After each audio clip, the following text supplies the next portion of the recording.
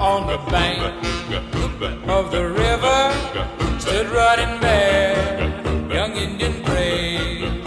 On the other side of the river stood his lovely Indian maid. Little White Dove was her name, such a lovely sight to see. But their tribes fought with each other, so their love could never be. Running Bear loved Little White Dove with a love big as the sky. Running Bear loved Little White Dove with a love that couldn't die.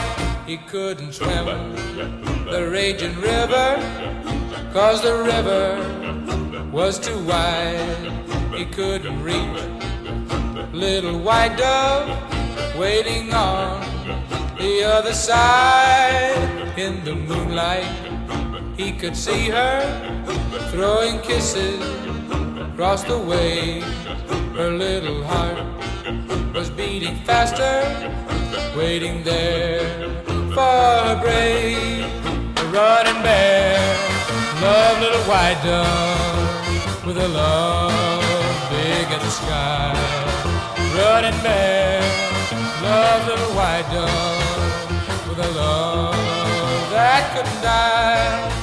Running Bear dove in the water, Little White Dove did the same, and they swam out to each other.